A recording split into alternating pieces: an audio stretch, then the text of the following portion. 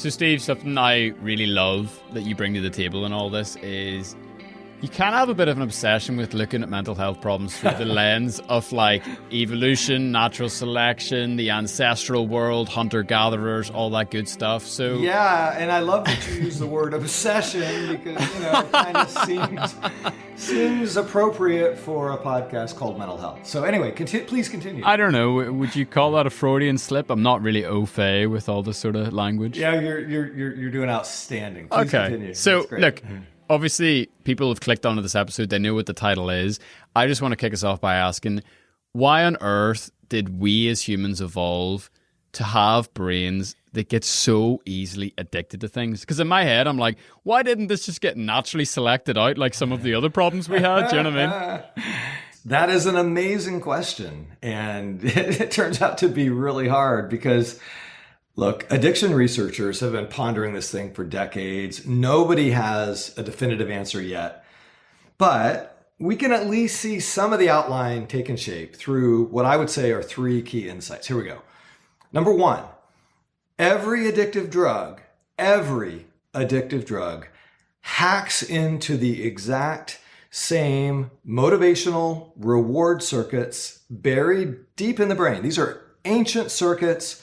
They run on dopamine.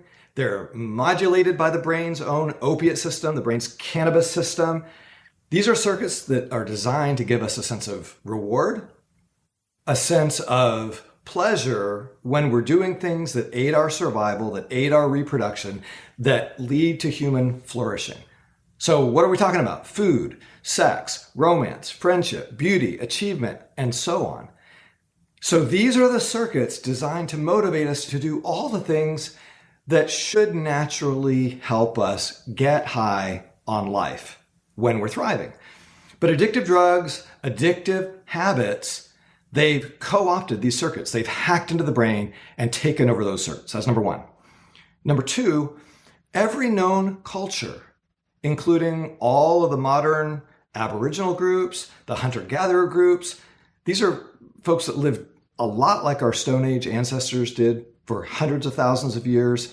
Every culture that anthropologists have ever encountered has discovered some rewarding substances that people ingest, people use to achieve more energy, elevated mood, spiritual transcendence, reduced anxiety, stress relief, pain relief, entertainment, you name it. People all over the planet have always been curious about like, hey, what are the psychoactive effects of all the things that are in our world? And I'm sure that they said it just like that back in the Stone Age as well. Absolutely. Yeah, they were really big on the word psychoactive. So here's the thing, though. These Aboriginal cultures almost always put in place lots of safeguards, including highly controlled, highly limited access. They put in place all these cultural taboos and standards and mores to keep people from becoming addicted. In other words, it's like, yeah, we got these really powerful psychoactive drugs, but we only use them in these settings with these safeguards, with this context. But the modern world, our world, is filled with ridiculously addictive substances, addictive activities that are all around us, and we often have very few guardrails. Interesting. So this is a little bit like, I don't know, like a shaman would allow you to drink from the magical cup like once every full moon, rather than like, here's a magical rectangle that you can have in your pocket that can literally feed you any sort of digital drug you want 24/7, and especially if you're trying to go to sleep. Exactly right. Yeah. And I mean, isn't that fascinating that societies that we think of as somehow less advanced, less culturally evolved, they're often so incredibly wise. They've learned over the millennia, like, hey, we can't just let people have unlimited access to this stuff or it will take over and consume many lives. And so, it's like, okay, we're going to have the elders, we're going to have the shamans, and they're going to basically tell you when and how and where and why you can use these things. And then finally, we've discovered that several common features of the modern world, of our world, actually push the brain's reward circuits in a direction that makes them way more vulnerable to addiction. So in other words, the brain, as we know, is highly plastic. It's highly responsive to experience. So here's a pithy saying. Experience changes the brain. And our experience of the modern world changes the brain in a way that makes it way more likely that it can get hacked into and addicted. So we're going to unpack all these points and a whole lot more in today's episode. Just before we go forward, like, see that term, I hear people say all the time, like, your brain is plastic and neuroplasticity and things like that. Like, what does that actually mean? Yeah, so because I'm like, dude, my brain is definitely not like made of plastic. So like, what are they trying to say? Yeah, I think it has a Latin etymology, plastic from the Latin, meaning pliable or malleable. Nice. In other words, it can be changed. And so when we say the brain is neuroplastic, it just means that it's dynamic and responsive. It changes on the basis of what happens to us. Get this. Anytime we learn something new, the brain is literally growing new memories. It's literally growing new little dendritic spiny connections. It's growing little tiny, it's basically like saying, yeah, we're going to now put in place a physical structure to represent the information that you've encountered. And it goes both ways, which I guess is something that we'll get into today as well. You can spiral up or spiral down, as we've said in other episodes. Exactly right. Awesome. So yeah, look, hello, welcome to Mental Health. If you've just jumped in, this is the podcast where we discuss the latest tools, the cutting edge research, and ancient practices to help you take back control of your emotional well-being. My name's Hugh James. I'm a podcaster and a writer from Northern Ireland that's been on a journey towards healing from addiction, which we'll talk about a little bit later, and depression over the last 15 years or so. And hey, I'm Steve Ilardi, and I'm a clinical psychologist by training. I'm a university professor, and I'm a fellow traveler together with you. Hugh and I believe, we know that mental health is the single most important foundation for all of us for living our best possible life. So it's our mission every single episode to help you feel more informed, more empowered, more encouraged on your own journey. Awesome. Yeah, and look, big thanks to all of you who sent feedback in about the ADHD 101 episode. We were really, really excited about that one to go out. And so this is the second feature in the 101 series where Steve and I will basically be taking a deep dive into the most common mental disorders that our world faces today. Along the way, just like you maybe heard in the last two, we want to help lay out what causes the disorders, what is actually going on in our brains, our plastic brains, as I've just learned, when we experience the symptoms of these disorders. And most importantly, my favorite bit, obviously, the practical steps that we can all take to better equip ourselves against these extremely human conditions that have been around since, I guess, humans have been around, and the reality that many of us find ourselves living in. So, Steve, what actually is addiction? So we're talking about addiction. It's in the culture. We all know it. Is there some sort of definition that is legit and tried and tested that you will go to that can set a bit of a context? Absolutely. Yeah. I don't want to do the maneuver, the Supreme Court ruling when asked to define obscenity. Do you know where I'm going with this? Not at all. Please. I'm not American. Please tell me. It was. I'm completely bastardizing the quote, but it's something like basically, I can't define it, but you know it when you see it. You'll know it when you see it. I think a lot of people have such an intuitive feel for addiction that they're like, yeah. There's no. Yeah, and you can kid yourself, but like you don't need to see the definition, but like if it's happening to you deep down. You may need to dig through a couple of layers, but like in your heart of hearts, like whether or not it's happening. Yeah, but I'm going to give you, having said that, which I think there's a lot of truth to that, I'm going to give you more of a clinical researcher perspective. Here we go. Addiction is what happens when the brain's motivational circuitry, the brain's reward circuitry, gets taken over and co-opted and hacked by a substance or by a habit that is so good at tricking the brain's reward circuitry that's basically like, okay, this drug is now your ultimate reason for living. This is your highest good. This is your purpose. This is your meaning. Why? Because why do we have reward circuits in the first place? Why do we have motivation circuits? It's to give us a signal that this is the good life. Keep doing this. This is your highest good. And, that's what we're designed to be doing, is getting high on life, on the things that are good for us and for the people that we care about. And yet a drug can basically just hack right in, and some habits can do this as well. And now we have been hijacked, almost like we've been taken over by a parasite. That's addiction. I mean, I don't know why I'm surprised. I shouldn't be. Like, I've known you long enough to know that every time I talk to you, I learn something new and come at something from a completely different approach. But in that moment when you just said that, it just, like, the penny dropped for me. I was like, oh my goodness.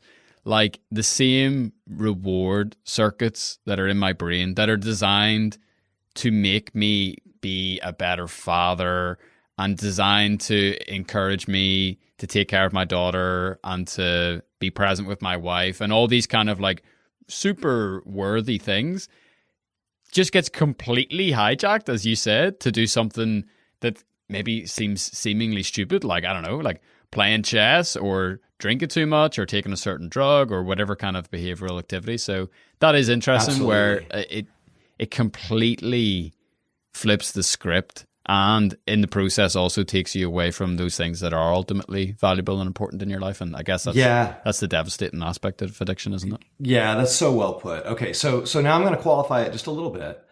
And I know this is a question that you and I talked about in pre-show, which is like, okay, is this a spectrum, right? Like we talked about last week with ADHD. Is it like an all or nothing thing? Like somebody's an addicted, their brain's been hacked, and they're like this horrible addict now forever.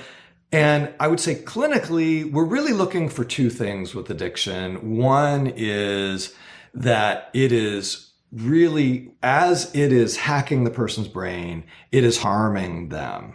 It's harming them. It's, whatever it is that they're using, whatever it is they're doing, it's having a really obvious negative impact on their life. Now that might, seem like, oh, well, of course, anything that's addictive would do that. Turns out not necessarily. So I'm going to give you an example from my own life.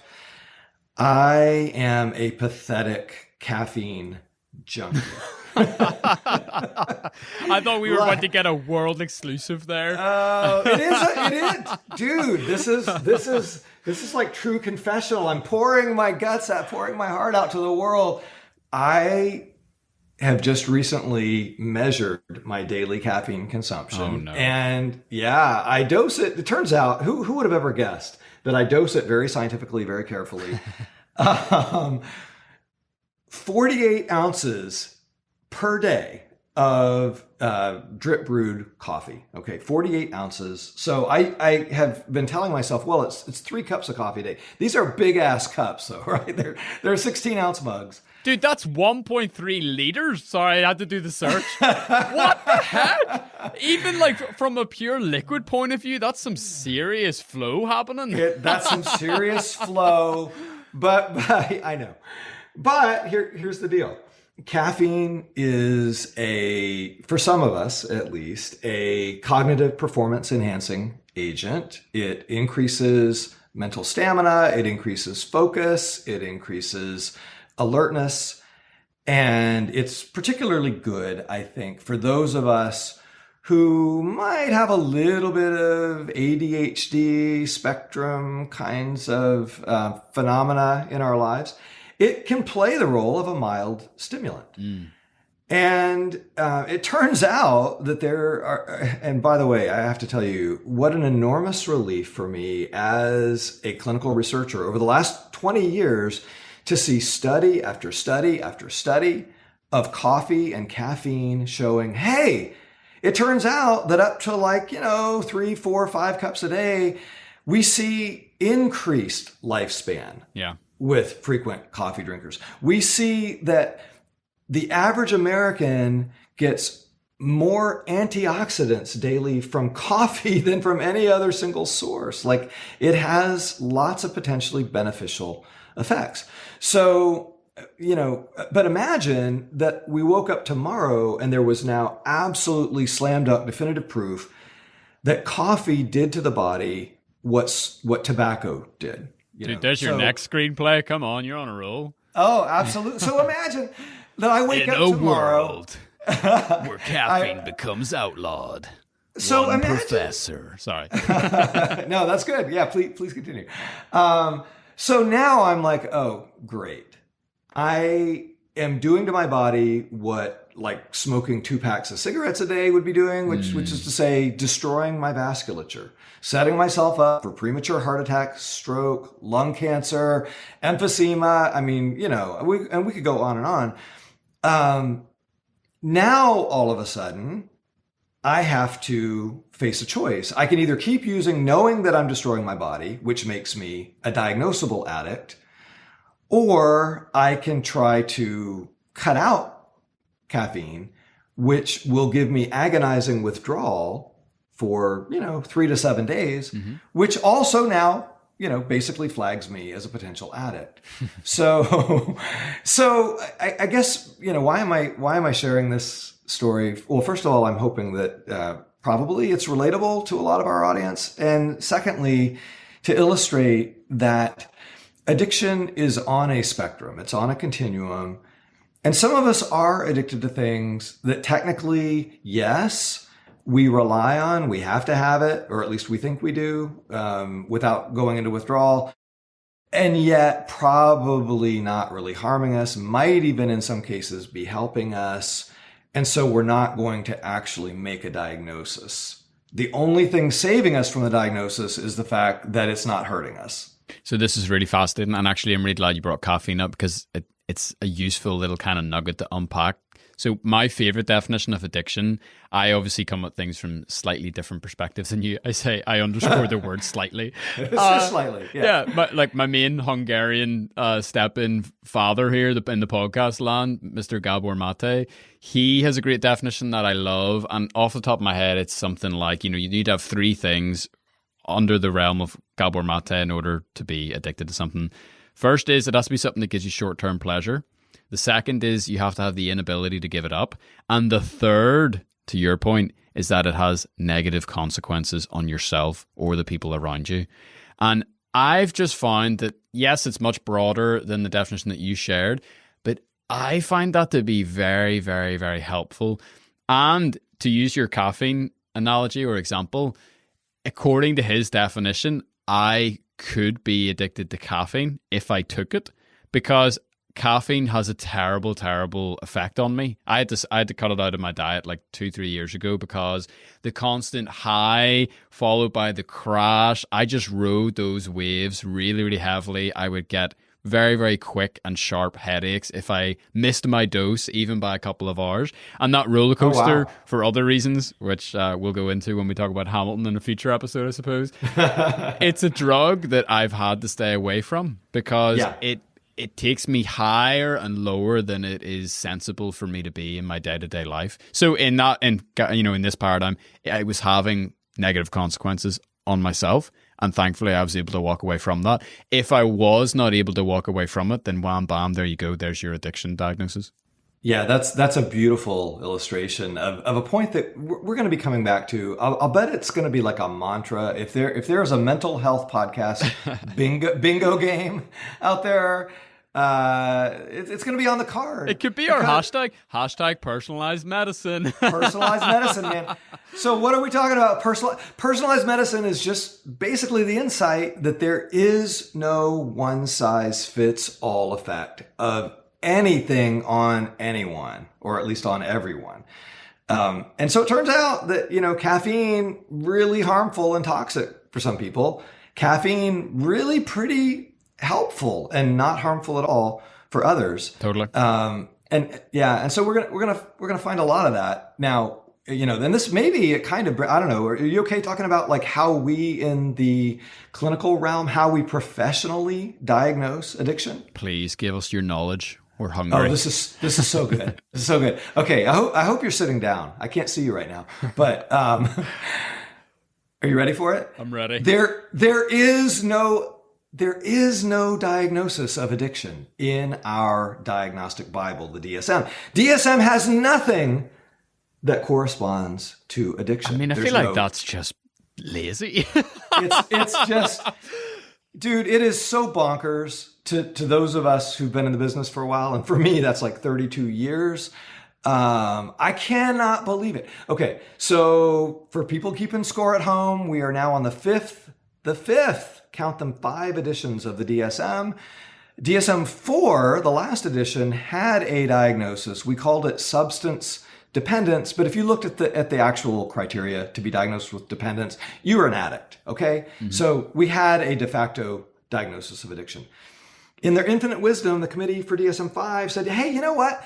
Let's take addiction, substance dependence, and then let's mash it up with just the people that occasionally use too much and get into trouble. Think like, the binge drinker, the binge user, the person who goes on a bender, but like they're not really an addict at all because they might go the next 3 months without doing it again.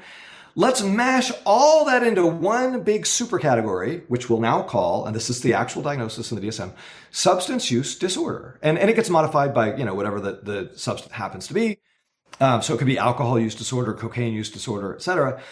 And now we've got 11 core symptoms that run the gamut from hardcore addiction to occasional problematic binge use.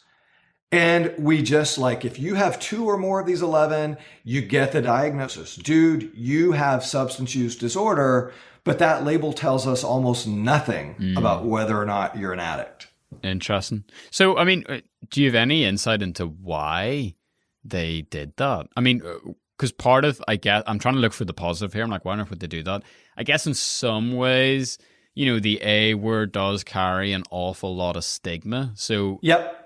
I was talking to someone recently, locally here, and they were sharing how, in the addiction world, stigma kills.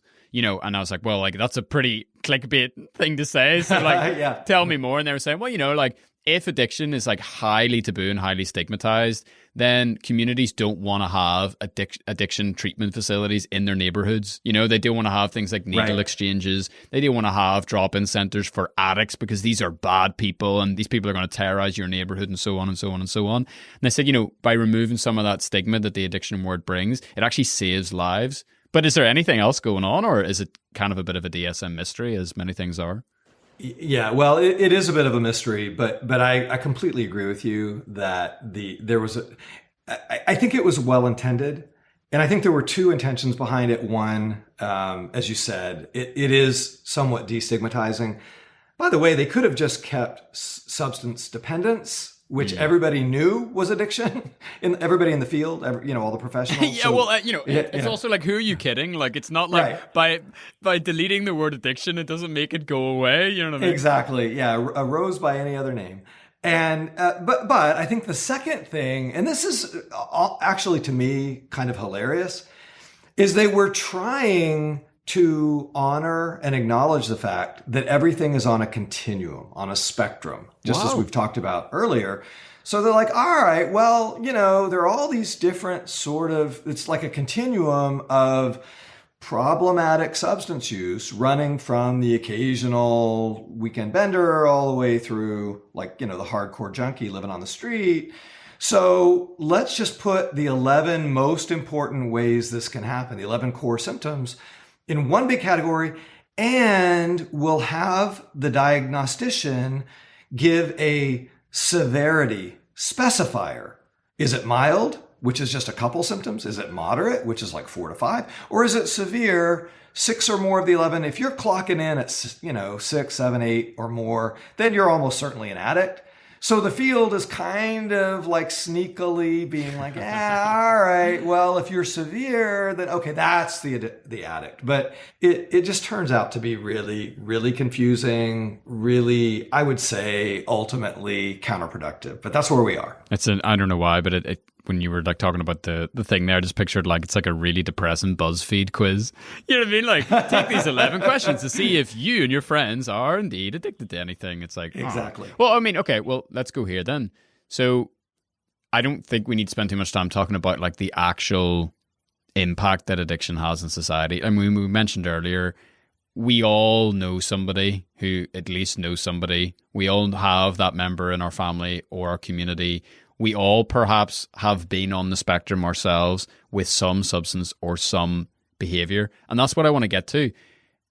In my opinion, as a millennial or slightly younger, I don't even know what generation I actually am in, it seems to me that there's been a real kind of slow adoption of legitimizing behavioral addictions. So how does the field kind of start to distinguish and think through the substance addictions, which we've kind of covered, with some of the more behavioral addictions? Yeah, that's a great question. I think, first of all, it's important to recognize that when you're talking to health professionals, when you're talking to mental health professionals, one of the things that always gets our attention is when something is fatal, when something kills tens of thousands, hundreds of thousands of people a year, that it just grabs us in a way that really almost nothing else will. And so addiction is incredibly lethal. And just to give listeners a sense of like the crazy increase in addiction-related overdose deaths, in the year 2000, there were an estimated roughly 17,000 overdose deaths in the US. Okay, total drug overdose deaths. Most of these were in the context of addiction. 17,000, that's, like roughly half the number killed in motor vehicle accidents. So oh my goodness. A massive societal problem, but one that, we can put in context of other problems. For frame of reference, we have about 45,000 suicide deaths in the US every year. Last year, for the first time in US history, we had over 100,000 overdose deaths. Oh my goodness. Yeah. So a more than 5-fold increase in 2 decades. And so you could take all the suicide deaths, all the homicide deaths, and all the motor vehicle accident deaths in the US, add them all together, and it's still lower than the number of drug overdose deaths. So this is a massive societal problem. The number of drug deaths have doubled just in the past 7 years in the US. And, we'll unpack some of that a bit later. Obviously, a lot of it has to do with the fact that opiates and synthetic opioids are so potentially deadly because, they're very addictive and they turn off the brain's breathing centers. So when people die, it's usually they've taken just a bit more than they were used to, and they're feeling great while their brain basically turns off their breathing and they die. Wow. They suffocate, but they don't know it. So I know that's a really, horrible sort of thing to ponder and to contemplate, but I think we have to go there right now when we think about substance versus behavioral addictions. Why? Because behavioral addictions like gambling addiction, like gaming addiction, like screen addictions, like sex addiction, they can be really devastating, but they're almost never lethal. Mm-hmm. Right. And so they take us to a different place. They, at least on the clinical hierarchy, it's like, yeah, we don't want to see somebody have their life taken over by this thing. And we definitely want to take it seriously and treat it. But the problem of substance addiction right now at a societal level, at a public health level, is just overwhelming. And it's kind of swamping a lot of other things in its wake. So that's actually really helpful, and it actually gives me a lot more empathy for the field, because I am very, very critical of, I look at the things that are really tearing the families in my community apart and destroying even just the mental health of some friends of mine. And a lot of it is behavioral, and particularly throughout COVID, you have just got this crazy rise in gambling addictions, social media addictions, video games, pornography, like name any behavioral addiction that you want. And in an ideal world where you're not dealing with hundreds of thousands of people literally dying in the short term, then you could throw the full weight of the system behind solving some of these behavioral things. And I only just kind of realized that whenever you shared that as with so many kind of things in society, we are just trying to keep our proverbial heads above the water, and we don't even have time to start thinking about life rafts. Do you know what I mean? Never mind, absolutely, like big systemic change. So that's tough. That's really well put. I mean, and so the medical term here, when people, and I don't know if they use this in Ireland, I'll bet they do.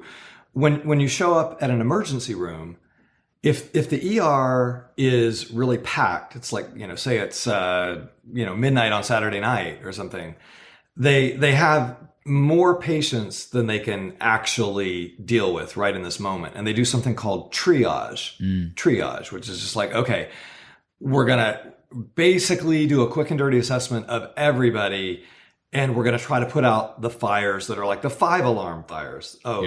This guy just came in with a stab wound, and he will literally bleed out in 20 minutes if we don't attend to this. So we can attend to Hugh's broken nose slightly later on. Exactly. I was hoping we would go there.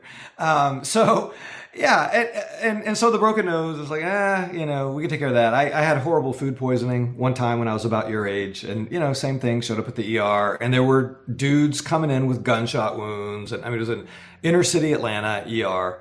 You're like, ow, my tummy. I was lying in a pool of my own vomit. I don't want to, it's TMI already, but it was bad. And they're like, yeah, we'll get you on a gurney eventually. And, it felt like anyway, what's the point? During the pandemic, especially these past 2 years, it has, we know it, and we've talked about it. It has posed an unprecedented challenge societally to mental health for all kinds of reasons. And we've kind of been in triage mode in the mental health world. And I'm sure we'll do an episode on this before too long.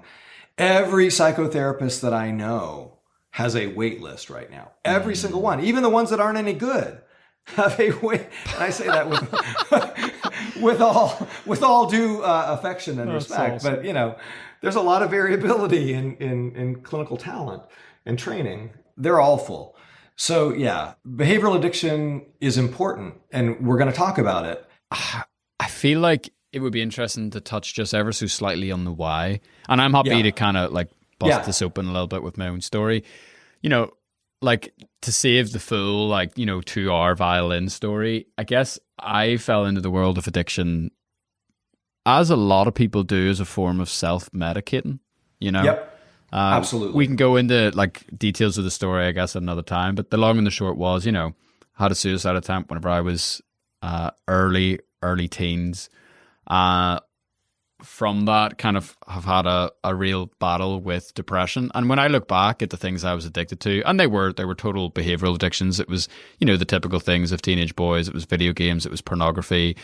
But, I was stuck in this vortex for most of my teenage life. And it was really rooted at its core, I believe, in this desire to escape from reality. Because my reality was so painful with depression, a lot of undiagnosed things. There was no treatment whatsoever. There was no 6-step program from the depression cure, trademark Steve Alardi. There was none of that. It was just kind of doing the best. Same with my family. We were all just kind of in the short term trying to get through to the next month. And I think a lot of us will get into addiction as a way to escape pain, as a way to escape our reality. But I wonder, is there anything else in the why behind addiction? I guess this is the segment on the show where it's like, okay, Steve, like give me your neuroscience bit, like give me your research. What are some of the causes of addiction? What's going on in the brain? What are some of the things that the studies have been picking up? Give us access to this ivory tower research that lay people like me just cannot sit through and comb through and get the important bits. I love the way you put that. All right, so I'll try to be as engaging as I can with this. We're going to talk a little bit of genetics, a little bit of neuroscience. So first things first, everybody knows that there are huge genetic differences in people's susceptibility, proneness to becoming an addict. We know that addiction runs in families. We know that genes matter. How much? Well, in the business, we've got a metric. We call it heritability, and it's just a fancy way of trying to put a number on like how much of the story of this outcome, how much of that story can we tell just by knowing a person's genetics? Okay. So we just put a number on it. It's a percentage from 0 to 100. Heritability of 0, it's nothing to do with genes. Heritability of 80, like we see, say, in schizophrenia, has a lot to do with genes. Well, in addictive disorders, heritability tends to clock in around 50 to 60%. So genes really, really matter. They're not the whole story, but they're a sizable part of the story. So what do the genes do? The genes are the operating system. They're the recipe book for growing the body and the brain in the womb and during development, but they're also the real-time instruction manual, the operating system for every brain cell, every second of our lives.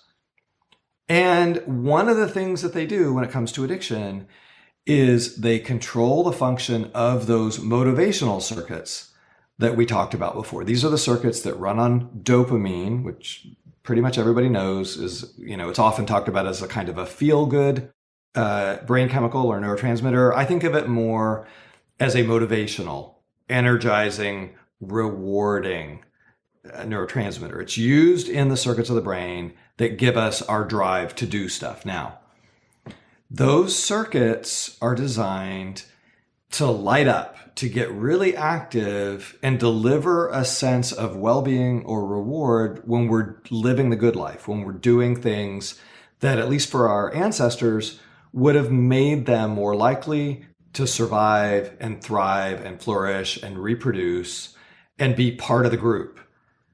And those reward circuits for some people are really, really nicely designed. So they allow us to get high on life. So when we, have a good meal, we get a nice surge of reward. When we hug a friend, big surge of reward. And then other people have circuits that are just very dull and sluggish, so that they kind of go through life feeling like, nothing really gives me much sense of satisfaction. I actually have a nice little thing that someone shared with me recently on the podcast. They said they were an alcoholic and they had 40 years sobriety. And they said before they took their first drink, they felt like life was in black and white. And the second they had that first guzzle, it was as if someone turned all the color on. Absolutely. Yeah. And I've had many addicts share with me that the first time they used, it felt like coming home. It felt like this sense of, this is what everybody else feels all the time. Like, now the drug is giving me the sense of well-being, the sense of reward, the sense of like, it's all okay. That feeling that everybody else has been describing, now I have it too. Now, here's the super cool discovery. And this is made in part by the work of the director for the National Institute on Drug Abuse, longtime director in the US. Her name is Dr. Nora Volkow. She's a clinical research genius. One of the things they've discovered is that there are some dopamine receptors. Basically, these are the docking stations that receive the signal, the message that dopamine is sending in these circuits, that kind of regulate. Imagine sort of like a set of control switches or dials for like setting up how finely responsive and calibrated is this whole system. We call them D2 receptors. And there's more to the story. This is an oversimplification, but it's a really important part of the story. So D2 receptors, basically in our midbrain reward circuits, they control like how sensitive, how responsive is your reward circuitry. And if you have really high levels of D2 receptors, then you get a lot of reward from all the stuff you're supposed to. You get high on life. And if you have low D2 receptors, then you don't. Now, here's the thing. People with high D2 receptors, when they use heroin, when they get drunk, when they, get high on marijuana or, whatever the drug they use, typically their reward circuits respond, and they're like, oh, yeah, why? Because every drug of abuse targets these same circuits. So yeah, they get high, they get reward, but it's kind of comparable to getting high on life. So they use, and then they're like, oh yeah, that was nice. So it's like the difference between switching from HD to 4K. You're like, oh yeah, that was pretty awesome, but like it's nothing like going from, I don't know, 200 to 1080p. Do you know what I mean? If you're someone who has that dull receptors, as you said, then it's such a big, significant uplift, isn't it? Absolutely. Yeah. I mean, it's like, you're listening to some staticky AM radio feed, and like, you can just barely make out like, oh, I think that might be my favorite song, but I hear something, it sounds a little bit like music. And now, like, you got the headphones on and you got the $10,000 sound system, and it's cranking up at the highest fidelity. And you're like, oh my God, this is amazing. Now, if you have high D2 receptor density, then if you get high, if you use a drug of abuse or a potentially addictive behavior, for the most part, you're going to be like, yeah, okay, that was fine. What's next? Like, it's like, yeah, I can take it or leave it. It's fine. Like, I have no craving to do it again. It wasn't like coming home. It wasn't like the lights were turned on. It was like, yeah, all right, whatever. If you have low D2 receptors, and especially really low receptors, then it's like, oh my God, this is the most amazing thing ever. Your reward circuits are lit up like a Christmas tree, and your brain is now telling you, this is your highest good. This is the ancient Romans would say your summum bonum, right? Your highest good, your reason for being. This is what you must pursue for the rest of your life at all costs. And by the way, it doesn't always happen so dramatically. Sometimes it's more of a gradual thing, but typically the idea here is somebody who's set up and vulnerable, they use, and their reward circuits are now allowing them to feel what the rest of us feel. Okay. Now, having said that, let's just backtrack a second and talk about our genetics. What do our genes do? Well, guess what? They genetically predispose us, some of us, to have high D2 receptors so we can get high on life and we're not vulnerable to addiction. Others are genetically disposed to have lower D2 receptors. They're going to be more vulnerable. Now, that sounds like fatalism, sounds like genetic determinism. And I want to reassure people. First, I want to validate, if you have a close relative, genetic relative, who's an addict, you need to be more careful.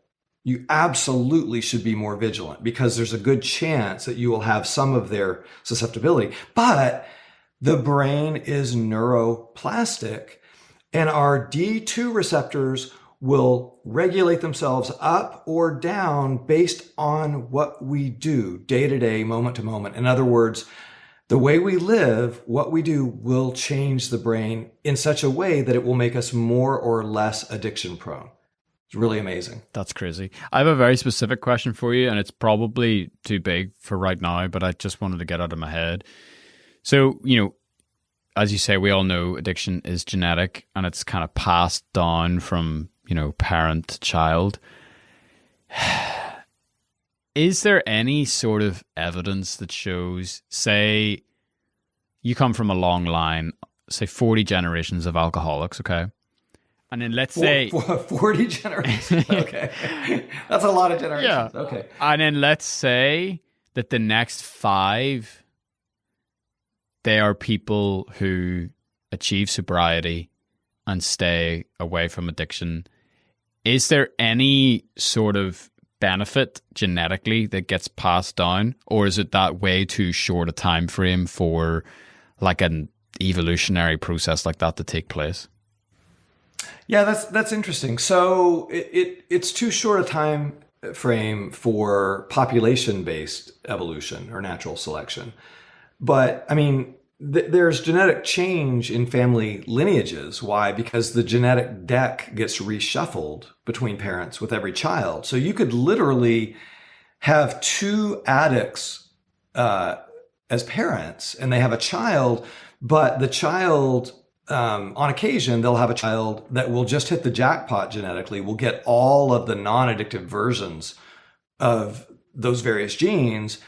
and will wind up genetically not vulnerable at all. But on average, if they had 20 kids, a high percentage of them would be very prone to addiction. Doesn't mean they're destined, doesn't mean they're doomed, but it means that they got to be a lot more careful. Well, then, sure. I'm just, obviously it was a very thinly veiled question. I guess as part of the potential genetic makeup that I will pass down to my kids, I also hope to pass down to them some of the tools and the resources that I've been able to pick up along the journey to help them navigate that world for themselves, it's not genetic, but it is kind of something that is transmitted generationally through culture and values and things like that. So cool. Yeah, absolutely. Yeah. And I mean, so one of the, I think one of the tragedies of addiction, if you think about it, if a child is born with a genetic vulnerability, that means there's a very high likelihood that one or both parents also got caught up in that vortex, in that web, which means there's a good chance that their childhood was characterized by one or both parents not being very good parents in some important ways. They might have been unavailable because they were living for their addiction and not for their child. They might have been erratic. They might have been abusive. There might be trauma. There might be neglect. Well, guess what? Childhood neglect, childhood abuse, childhood trauma, all of those things change our D2 receptor levels. All of those things cause D2 receptors to disappear, at least for a time. And so the genes can actually have an indirect effect as the parents carrying those genes get caught in their own addiction. They then mistreat their child in such a way that the child winds up even more vulnerable than they would have been just on the basis of the genes alone. Conversely, and here's the happy part of the story, the upward spiral you're talking about. If you have a parent who might be genetically vulnerable to addiction, but they manage to escape that vortex and they set in place all the things that we know that can change the brain for the better and make us more resilient and make us less addiction prone, they are going to be the kind of parents that give the kids the kind of childhood that will make them far, far, far more resilient and non-vulnerable to addiction. Oh, man. Oh, I love that. And I really want to get there. Is there anything else we need to cover before we get into treatments and things we can do to kind of build that resilience in our own lives and the lives of the people that we care about? Yeah, I think the one other thing we probably should talk about is the fact that if we use a drug that is very good at lighting up the reward circuits in the brain, then our D2 receptors are going to disappear. Not completely, but they're going to downregulate. They're going to be thinner on the ground. Now, you might be sitting there thinking, well, wait a minute, Steve, you said that you're a pathetic caffeine junkie. So like, are you not getting high on life? And the answer is caffeine, it turns out, is not particularly good at lighting up the reward circuits. It can do it a little bit, but nothing like, say, heroin, nothing like cocaine, nothing like alcohol. And so, all these things need to be, I think, dealt with some nuance. There can be something that, yeah, in theory, potentially there's some addictive potential, but like if we're using a drug that really lights up the reward circuits, then we have to know it's going to make us more vulnerable to other forms of addiction. Now, I'm going to say something that some of our audience are not going to want to hear, but I think it's really important to put out there. There is a very common class of anxiety medications that have been extraordinarily popular during the pandemic and even before. We call them benzos or benzodiazepines. They are among the most widely prescribed medications in all of psychiatry. So what are we talking about? Drugs like Xanax, drugs like Ativan and Valium and Klonopin and others. And they have generic names that usually end in ZAM, like alprazolam, lorazepam, etc. These drugs are addictive, potentially. They light up the brain's reward circuits really powerfully, They have a withdrawal syndrome after chronic use, and that can be even as short as a couple months. By the way, I'm not giving medical advice.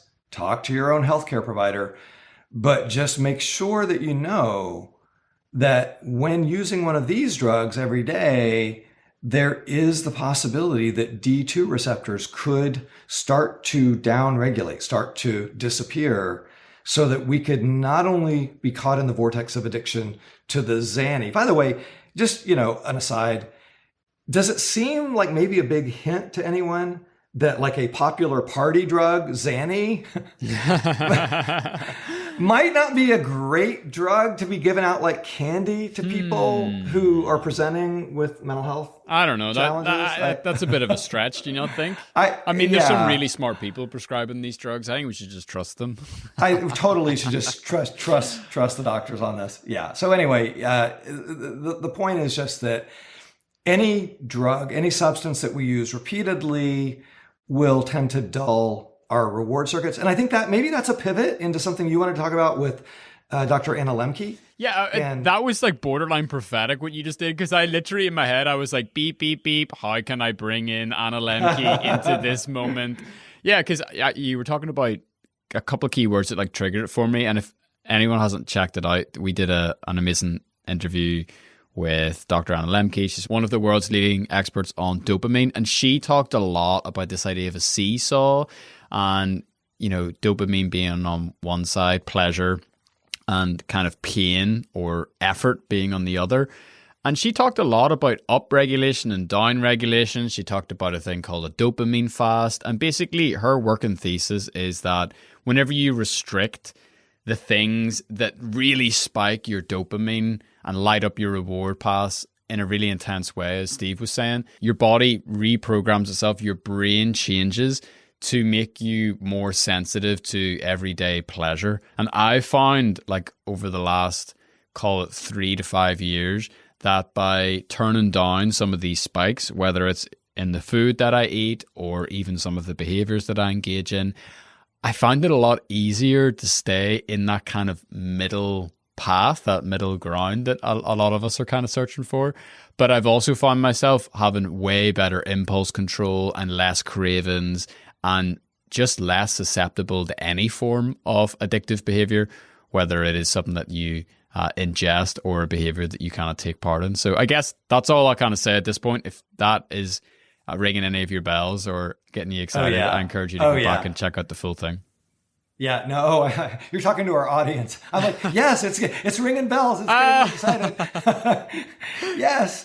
So I love that you brought up impulse control, because it's really the last thing I just wanted to say about like what makes us vulnerable to addiction. It's a really critically important personality variable. Individual difference in terms of like how impulsive are we, how much willpower do we have, how much ability to delay gratification. Now, I got to be careful, because I'm not saying that addiction all comes down to having no willpower. Yeah. It's not that at all. But think about the front end of addiction. When a person, they have a sort of moment of like, oh my God, this substance, this behavior could take over my life if I don't nip it in the bud right now. It's like, okay, terribly hackneyed, overused metaphor, but like the snowball at the top of the hill, tiny little snowball, you start pushing it down the hill. And if you can stop it in the first, let's say, 20 meters or so, it's still small enough. It might be getting, some momentum, but you could still stop it. But you can also look at it and know, like, if I don't stop it right now, I'm doomed. It is going to be massive. It's going to, go all the way to the bottom of the hill, and there's no stopping it. So, example from my own life, and I don't think I've shared this in our pod. I've told you about it just in our friendship. My parents both dabbled with smoking when I was little. And this is back in a time when nobody really gave that much thought. I mean, people knew cigarettes were bad.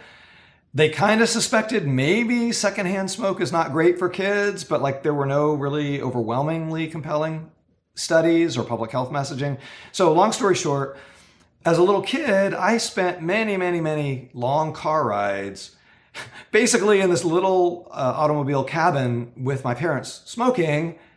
And you can imagine the level of nicotine and other tobaccanoids that I'm inhaling while my brain is wiring itself up.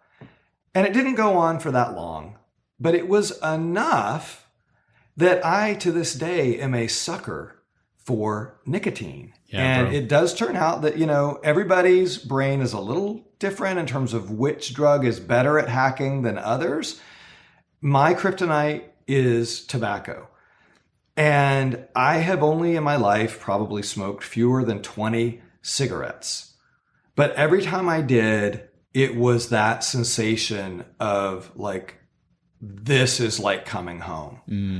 Not in the dramatic way that, say, a hardcore heroin addict might describe their first time getting high, but just this feeling of like, I like this way too much. Yeah. And so I had enough self-awareness and enough ability to leverage circuits in the prefrontal cortex that we all have that are basically like, I'm going to evaluate this impulse and I'm going to slam on the brakes if I think it's stupid. It's the circuits that let us bite our tongue rather than say something really damaging in a relationship, or, saying something to that waiter who's having a bad day and they messed up our order, and we're just like, no, I'm going to be kind. Or not, right? If we're really sleep deprived and our prefrontal circuits are not working very well, we might be more impulsive and say something we'd regret. Well, anyway, those of us who are blessed with reasonably good impulse control often are able to leverage it very early on in the addictive process to slam the brakes on something before it spirals out of control. That's the only chance we have, by the way. Once it's taken us over, nobody has enough willpower to make it stop. That's right. That's where like willpower just doesn't work anymore. Exactly. Also, 20 meters? Like, am I rubbing off on you? You just give a metric measurement? I was like, did he do that for my benefit, or was it accidental? Well, I figured, with your very classy Irish accent, we might end up with some of our audience in the UK and Ireland. I lived in the UK for 3 years as a young man. It's all coming out now. It's all coming back. Pretty soon. I was gonna show off, and I was like, oh, I got nothing. I was gonna show off some great British slang. It's like, I got nothing. It's gone.